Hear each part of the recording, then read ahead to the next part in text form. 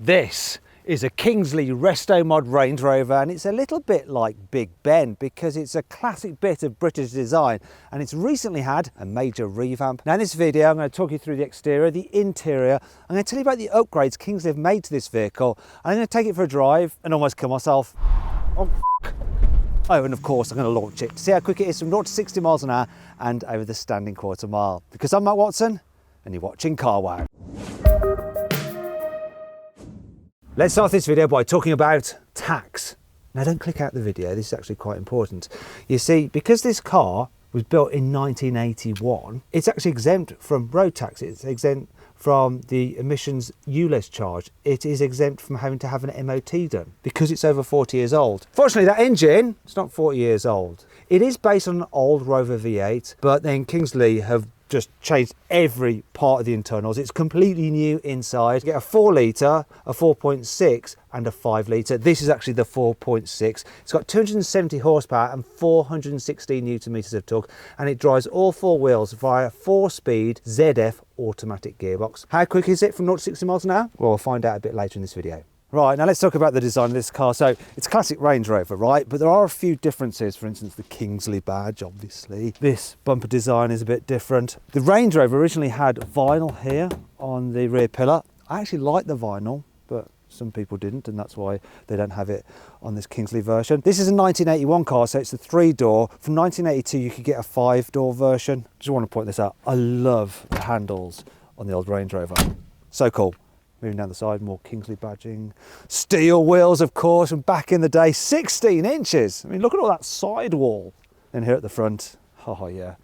Look at that classic grille. Looks awesome. Though it does cost quite a lot to look awesome. This thing costs £125,000, which is about what it'll cost for a very top spec, latest version of the modern Range Rover. But then there's a load of man hours gone into fixing this thing up, tweaking it. And of course, it's rather rare. Now you may not know, but behind these original wheels are some very non-original brakes. You see, while Kingsley will sell the car with the normal Range Rover brakes, but refettled, you can actually pay an extra £7,000 for their upgraded big brake kit. Now that includes ventilated discs and 6-piston calipers up front and at the back. So what will that do for the car's stopping power? Let's find out. Okay, let's see how long it takes to stop this thing from 70 miles an hour, which is about 112 kilometers an hour. Let's do it. Here we go. Oh, it doesn't have ABS. I didn't realise. I thought it had ABS. That was scary. Let's try it again, but without crashing. And I'm going to take more care now that I know it doesn't have ABS. Let's get us 70 miles an hour, 112 kilometers an hour. That should do it. Now let's brake. Just wants to come round all the time. Whew, I had to lift off a bit there, do my own ABS. Took 71 meters to stop. That's without locking up, and it is quite greasy, so maybe if it wasn't so greasy it would have done better. It's a bit scary. Here on the inside, Kingsley have revamped the interior. So you've got the usual Range Rover design, but then they changed the covering for the dash. This one has the extended leather option. So you've got leather absolutely everywhere, A-pillars as well. And the headlining, don't come cheap though, £16,000 for that. Some other options on this car, like sunroof. It's a bit hard to open. It's £3,000 for that. Yeah, I'll probably have it. Another option on this car is the infotainment system. So look, you've got an aftermarket infotainment system with sat nav and stuff like that. It has Apple CarPlay included, but it costs you £1,000. One nice addition there is a wireless charging pad, though I don't think it's quite big enough for my Samsung Fold. Maybe just about. Oh, I do like the interior design that they've done here. This material here mixing with the leather, it's nice. And they're giving the car a smaller, sportier steering wheel, which I also like. What's not so good though, it's a problem that you had in the original Range Rover. You can't alter the steering wheel for reach or height, but the seating position is actually pretty good. Speaking of which, the seats, they're not the original ones, but they are very comfy. The only thing that's annoying about them though is trying to alter the angle of the backrest, because you have to turn the dial here, whereas it should really be there. In fact, it should probably be electric at this price, to be fair. See what you do get though, you get nice new carpeting compared to the original car. Look, it's actually double carpeted for added luxury. Another thing I like, classic cock. Another thing I like is classic clocks and dials. Very simple and easy to read. And the all-important knob down there. We've got a low-range gearbox as well. Nice. So we jump in the back and see what it's like back there. So, oh, I do like the armrest there on the front seats. That's a Range Rover staple, that is. So, back seats. Let me just get in here. Slide this out of the way. Come on. Slide. Right. So let's try and get that into my driving position, because it actually goes all the way back and then you have to reset it again. But look, knee room's fine. What is surprising is how little headroom there is in the back. Now, these back seats are slightly higher than ones in the front, so you get a better view out the front, but yeah, my head is touching. Got some big rear windows, and look at this. How old-fashioned is this? That's a bit stiff and won't open properly. I think that needs some adjustment there. What Kingsley have added here in the back, which you don't get on the original car, is this. Look, never had an armrest here in the back, which is quite a nice feature. And there's even a USB input there for charging your mobile phone. Where? Oh, classic 1980s for the win. We have an ashtray. Remember back in the days when people smoked? Nowadays everyone obviously vapes instead, don't they? Oh, and the carpet's nice and thick back here as well. Overall, it's pretty nice. There are a few places where it's a little bit handmade. See, look at that bit there. It doesn't fit brilliantly, and yeah, here as well. But that's what happens when things aren't manufactured and they're done by hand. The tolerances are obviously wider than if something was built by a machine. And in some ways, that's in keeping with the original Range Rover. Now let's talk about the boot. Classic Range Rover split tailgate, so you can go to the races and sit here and sip champagne. It can take probably 2 people's weight, no problem at all. Look at this load cover. Now, I would like to store this underneath a false floor. There were no false floors in 1981, so you know what that means. This load cover has got to be yeeted. I'm actually not going to do it with this, because to try and get your hands on another one of these is nigh on impossible. And then to trim it in leather, if you have found one, is very expensive. So I think I'll be very careful with this. No, I'm not even going to put it there. I'll just put it there and move on with the rest of the boot. So, probably notice this. Look, it's the spare wheel. It's not underneath the car. So if you have to get it to replace the spare wheel, you're not going to get your hands covered in dirt. It's warmed in its own little coat as well. There is one thing though, if you need to fold down the rear seats, you either have to go round, which is a bit annoying because it's a 3-door, or you're going to have to climb in. Oh. And then you can do it. Look, there. And as you can see, you're left with a huge big ridge there, which you can get rid of by, oh, you have to, oh gosh, I've got to move those front seats forward. Oh, that is all a bit of a faff. And it brings me on to 5 annoying things about this resto mod Range Rover. This is an old car, which means there is no lock or anti-siphon device for the fuel tank. So you might find that when you park this in the country, you know, someone might come along there and they might open that up and help themselves to your petrol. When you look in the side mirror, the window frame on the driver's side gets in the way of the mirror, so you actually have a blind spot in your mirror, which is just odd. Being an old car, all the doors and hatches take a firm hand to shut them properly. It's really annoying. Look. So, is it shut? No. Is it shut? No, not properly. Let's have another go.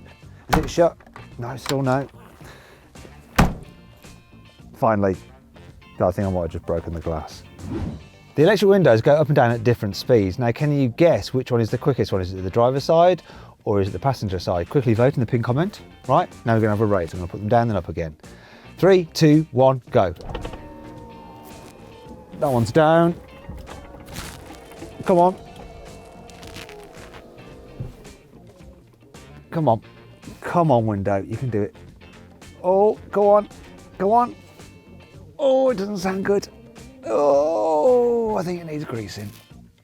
You can get this car with parking sensors, which is handy if you're used to modern cars and you don't want to accidentally damage your Classic.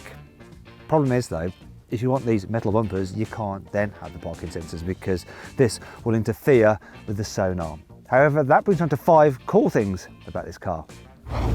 You can get a reversing camera for the car, which means that you shouldn't have any problem with reverse parking regardless of which bumpers you go for. Unlike the original Range Rover, the chassis has been galvanised so it won't rot. The old Range Rover was pretty noisy when you were driving. You could really hear like the engine noise, road noise and all that kind of stuff. So Kingsley fitted this one with a lot more soundproofing. So it does mean you can still hear the engine with the door shut, but it's just not as intrusive as it would have been if the car was original. One of the problems with old cars is the headlights. They are rubbish. You can't see anything at night really. Thankfully, this car is fitted with proper LED headlights. They may look old-fashioned, but they've got modern tech in them. So you can drive at night, dark lane, and see exactly where you're going. Thank goodness for that. Kingsley have done a bunch of work to make this car better to drive than original. So they fitted new suspension, it's got new coil springs and new dampers. You see, a replacement damper for an old Range Rover like this is about £30. Replacement one for this particular car, £500 per corner. They've also rated the car's bushings to make it ride better, but also be more comfortable. And you get a limited slip differential at the rear. You didn't get that on the standard car. Okay, let's see what this resto mod Range Rover is like to drive. First thing you notice is the visibility. Old cars with their thin pillars, loads of glass, great view out.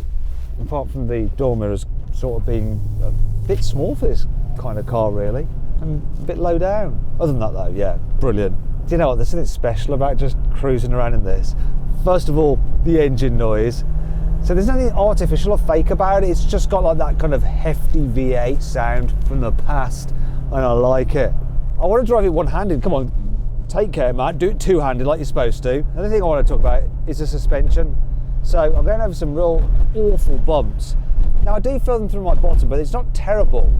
But what's interesting is, if I was in an original Range Rover that hadn't been touched by anyone, it would have been bouncing and shaking and really struggling with those bumps. Another thing it'd be struggling with is the bends. I mean, the suspension on the old Range Rover is really lollopy. This thing, I mean, it's no sports car and it doesn't feel like a modern day SUV. It's still an old deer, but it feels way more composed and less flappable, really, compared to the original Range Rover. So it's like old, but just a bit more sorted, modernised. It also requires less steering input. So with an old Range Rover, you're constantly correcting yourself to keep it going in a straight line and where you want it to. Whereas this seems a lot more obedient. You just want to drive it like this. And this ledge here is perfect for just resting your elbow on. Oh, it really is a sense of occasion. It's kind of a bit like looking back with rose-tinted spectacles. You see, if you had to go back in time and actually drive an old Range Rover, you'd be like, oh, this is a bit rubbish. Whereas this is kind of how you look back on those cars romantically. Does that make sense to you? It makes sense to me. Essentially, it's not an absolute pig to drive, it's quite nice. It's got the element of old world charm, but without all of the compromises. I like it. I could just see myself wafting around in this. And it really is a wafty kind of car. 4-speed automatic gearbox, which if you want to kick down, you do have to push quite a bit to get it to kick down, and then, yes, it eases forward. It doesn't hurry along, but it's no slouch either. It's quick enough. This smaller steering wheel is quite interesting actually. I think it works. I mean, clearly it doesn't go around corners, right? No, what I mean is it feels like a good size for it. I'm really quite surprised how well this thing drives and goes around the bends. I was expecting more rattles. There's hardly any, just a little bit when you go over certain bumps. One thing I have noticed though, when you're getting quicker, you do get quite a bit of wind noise from up here that you wouldn't do on a modern car. Obviously they haven't changed the shape of the body and the aerodynamics, they can't do anything about that. You can just drone it out with the V8 like that. This car I don't think drives as well as something like a modern Mercedes G63. It's way better than an old G63, and to my memory it's way better than an old Range Rover as well. I could live with this. Most important thing though, what's it like to launch? Let's have this open actually while we're at it. There we go, it's better. Actually no, I like the leather. Let's launch it. Okay, time to find out how quick this could do 0 to 60 miles an hour and the standing quarter mile. Now brake boost it, come on. Nice traction off the line. It's got one of the longest pedals in the world. Here we go, 9.73 to 60. What's the quarter mile? Whoa, I hear that old V8. 17.38. Oh, just slow it down. Leisurely, but not completely lethargic.